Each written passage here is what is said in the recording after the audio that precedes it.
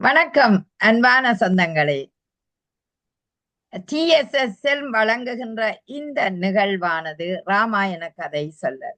ஒவ்வொரு வாரமும் மிகச் சிறப்பாக அருமையாக இந்த ராமாயண கதையை குறுகிய நேரத்தில் எங்கள் மனதில் தைக்கும்படி இடம் பிடிக்க சொல்லக்கூடிய வல்லமை உள்ளவர் மங்கையர்க்கரசி சுப்பிரமணியம் அவர்கள்.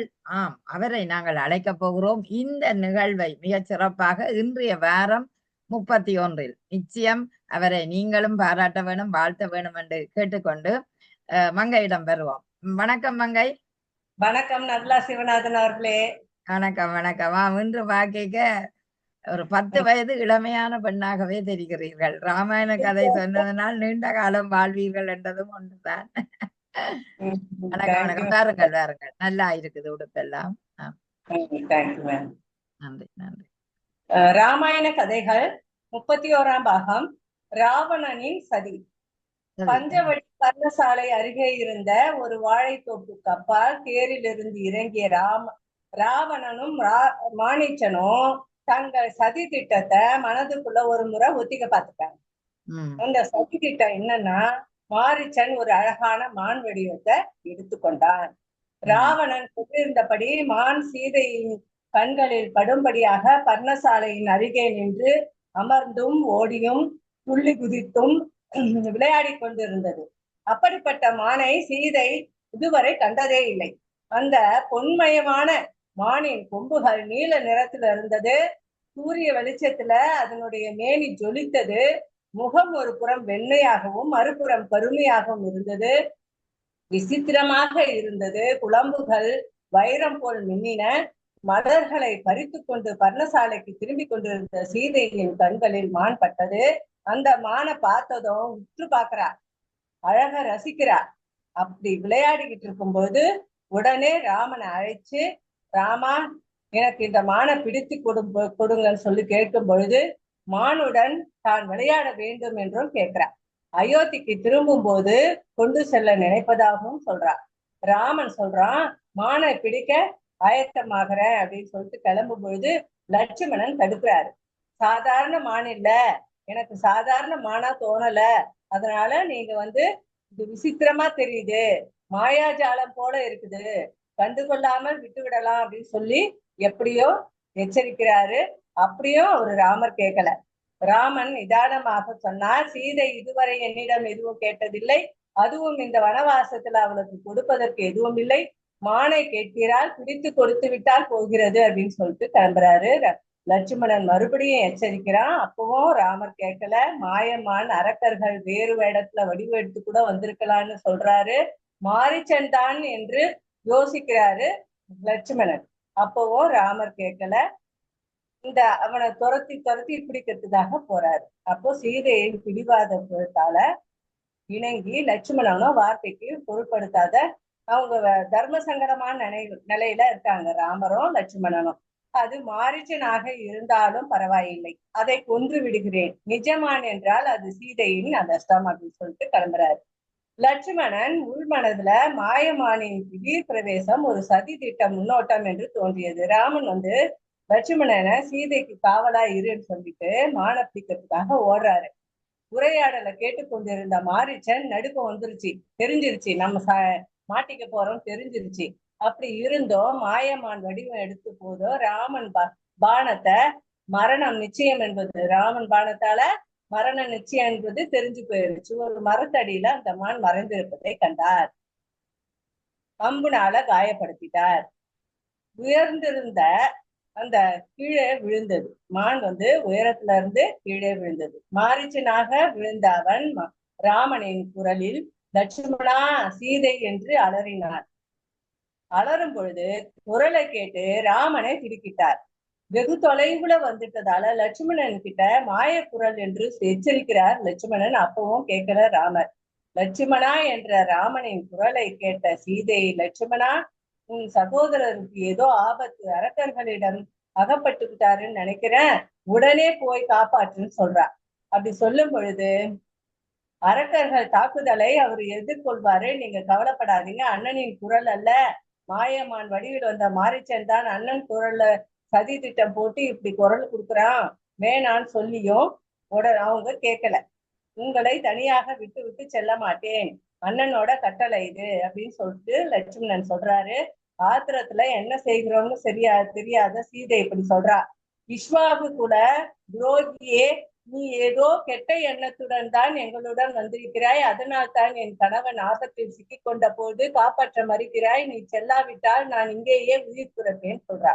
அப்பொழுது லட்சுமணன் கை கூப்பி வணங்கி, தாயே, நீங்கள் எனக்கு தெய்வம் போன்றவர், நான் உங்களை பூஜித்து வருகிறேன், என் விரோதிகளுக்களும் பேசக்கூடாது, அது மாதிரி பேசாதீங்க, வார்த்தைகளை தாங்கள் பேசிவிட்டீர்கள், இதற்கு மேலும் நான் இங்கிருந்து போகிறதுதான் சரி, இங்க இருக்கிறது தகாது சொல்லிட்டு கிளம்புறாரு. அண்ணனை தேடி போகிறேன், உங்களை வன தேவதைகள் காப்பாற்றட்டும் என்று சொல்லிட்டு வில்லையும் அம்பியும் எடுத்துக்கிட்டு மாரிச்சன் குரல் கேட்ட திசை நோக்கி போயிட்டு இருக்கான். அண்ணனின் கட்டளையை மீறிய சீதையை தனியாக விட்டு செல்கிறோமே என்று கலங்கிட்டு பர்ணசாலையில இருந்து திரும்பி திரும்பி பார்த்துக்கிட்டே போறாரு. நடந்ததையெல்லாம் தொலைவுல இருந்து பார்த்து கொண்டிருந்த ராவணன் லட்சுமணனும் பர்ணசாலையை விட்டு வெளியேறி விட்டான் என்று தெரிந்ததும் சீதையை தூக்கி செல்ல இதுவே சரியான தருணம்ட்டு தன் சதி திட்டத்தின் 2ஆம் கட்டமாக ஒரு துறவியின் வேஷம் பர்ணசாலையில சீதை எதிரே வந்து நின்றான். துறவி வேஷத்துல வந்து நிக்கிறான். ராவணன் ஒரு அரக்கன் என்பதால் அங்கிருந்த மரங்கள் யாவும் நடுங்கின. மரங்களே அவனை பார்த்து நடுங்குது. காற்று பயத்தால் அசையவில்லை. கோதாவரி நதி சலசலப்பின்றி ஓடியது. இது எதையுமே அதை அறியாத சீதை ராவணனை நிஜ சந்நியாசி என்று நினைத்து வரவேற்றாள். சீதையின் பேரழகில் மயங்கிய ராவணன் கண் கொட்டாமல் அவளை பார்த்து கொண்டிருந்தான். மனம் அந்த அழகை ரசித்து கொண்டிருந்தாலும் வேஷம் காரணமாக ராமனின் உதடுகள் வேத மந்திரங்களை உச்சரித்தன.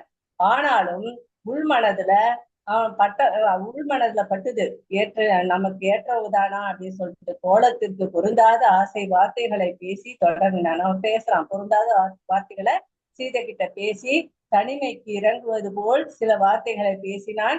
எதுவும் சீதையின் காதுகளில் ஏறவில்லை. ராமனை பற்றியே கவலைப்பட்டு கொண்டிருந்தாள். நம்ம கடமை ராமனை நினைக்கணும்ன்ற மாதிரி இருக்கிற ஆசனம் கொடுத்து அமர செய்து கால்களை கழுவி கொள்ள தண்ணீர் கொடுத்து உண்ண காய்கனிகளை கிழங்குகளையும் கொடுத்து உபசரிக்கிறார். உபசரித்த பின் இயந்திரம் போல் செய்து கொண்டிருக்கிறார். இந்த மாதிரி எல்லாமே பண்ணிக்கிட்டு இருக்கும்போது ராமன் லட்சுமணன் வரவை நோக்கி, தாங்கள் யார்? இந்த காட்டில் தனியாக இருக்க காரணம் என்ன என்று போலி அக்கறையோட ராவணன் கேட்கிறான்.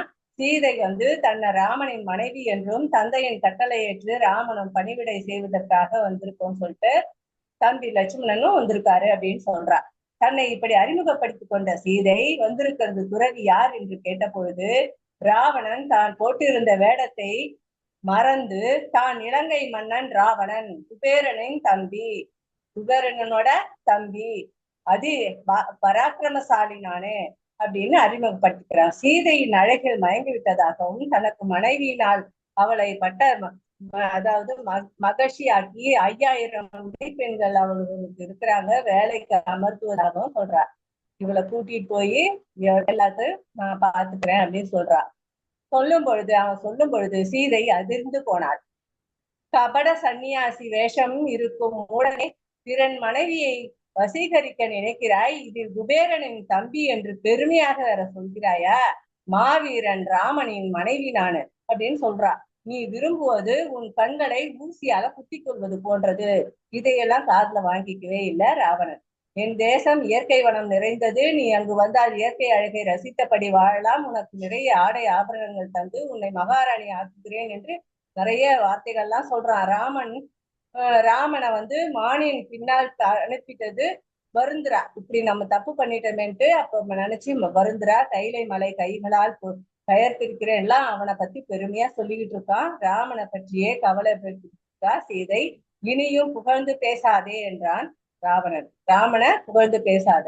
உடனே சீதை, நீ உன் தீய நடத்தியால அழிய போகிறாய் என்று சாபம் கொடுத்தால், என்னை யார் நிந்தித்து பேசுகிறாய் என்று கேட்டுட்டு ராவணன் ஆகாயத்துல நின்றபடி பூமியை தூக்குவேன், கடலை குதிப்பேன், யமனை வெல்வேன், சூரியனை தடுப்பேன், நினைத்த வடிவங்களை எடுப்பேன் என்று சொல்லி தன் நிஜ வடிவத்துடன் மாறினான். அதை பார்த்த சீதை மேலும் நடுங்கினாள். அவனது 10 தலைகள், சிவந்த 20 கண்கள், கொடிய நெடிய உருவம் அவளை திடுக்கிட செய்தது. மிரட்டல் எடுபடாததுனால ராவணன் கொஞ்சம் விதமா பேசுறான். நான் உனக்கு ஏற்ற கணவனாக இருப்பேன். நாம் நெடுங்காலம் சந்தோஷமாக இருக்கலாம் என்று என்னுடன் வா என்று கூப்பிடுறான். இந்த நிலையை தெரிஞ்சுக்கிட்டு சீதையை தூக்கிட்டு தேர்ல உட்கார வச்சு ஆக பறந்துடுறான். அப்படி பறந்ததுக்கு அப்புறம் அரக்கனா பார்த்ததோ இந்த அபல பொருள் வந்து சீதை ராமா லட்சுமணா என்று கதறினாள். சீதை வந்து ராமா லட்சுமணா என்று கதறா. வன தேவதைகளே, பறவைகளே, பிராணிகளே, உங்களில் யாராவது ராமனிடம் போய் செய்தி சொல்லுங்க, சொல்ல மாட்டீங்களா? ஆற்றாமையினால் பரிதவித்தாள் சீதை. ராவணன் பேர்ல வெகு வேகமாக பறந்ததனால் கூக்குரல் வந்து ராமனுக்கோ லட்சுமணனுக்கோ கேட்கவில்லை. இதுதான் இந்த பாகத்தினுடைய சிறப்பு கதை. இந்த பாகம் ஒரு கவலைக்குரிய பாகம் தான். ஏண்டா சீதையை ராவணன் கவர்ந்து கொண்டு சென்ற அந்த நிலையை நினைக்கும் போது உண்மையிலேயே ஒரு மகிழ்ச்சிக்கு அப்பால சரியான கோபமும் கவலையும் வரும். ஒரு பெண் தன்னை பெண்மையாக நிரூபிக்க வேண்டிய தேவை வந்து விட்டது. அந்த வகையில் இந்த இந்த பாகம் ஒரு வித்தியாசமான ஒரு நல்ல பாகமாக இருக்கின்றது. ஏனென்று கேட்டால் 31வது பாகம் அந்த மாரீசன், அந்த மான் வந்து மாயமான வந்த மானை பார்க்கும்போது அதுவும் ஒரு ஆள் தான் அந்த மாயமானாக வந்ததை நீங்கள் அழகா சொன்னீர்கள். அருமையான ஒரு சிறப்பான, அதாவது எங்களுக்கு எல்லாம் விளங்கக்கூடிய முறையில மங்கையர்கரசி சுப்பிரமணியம் அவர்கள் அழகாக சொல்லுகின்றார். நீங்களும் கேட்டு அவருடைய கேள்விக்கான பதிலை நீங்கள் எழுதி கொள்ளுங்கள். இந்த இதற்கு பின்னால கீழே சொல்லுங்கள் மங்கையர்கரசி. மேடம், இன்றைய கேள்வி, பர்ணசாலை எங்கே அமைந்துள்ளது? நல்ல ஒரு கேள்வி. பர்ணசாலை எங்கே அமைந்துள்ளது? ராமர் சீதை பர்ணசாலையில இருந்தாங்க இல்லையா? அந்த பர்ணசாலை அமைந்துள்ளது. பர்ணசாலை எங்கே அமைந்துள்ளது என்ற கேள்விக்கு நீங்கள் சரியான பதிலை வழங்குவீர்கள் என்ற ஒரு நம்பிக்கையோட இன்றைய இந்த நிகழ்ச்சி நிறைவு பெறுகிறது. மிகச் சிறப்பாக இந்த ராமாயண கதையை தந்த மங்கையர்கரசி சுப்பிரமணியம் அவர்களுக்கு நிறைந்த வாழ்த்துக்களை TSSL சார்பாக தெரிவிப்பதில் மட்டற்ற மகிழ்ச்சி அடைகிறோம். நன்றி, வணக்கம். நன்றி, வணக்கம். நல்லா சிவநாதன் அவர்களே. நன்றி.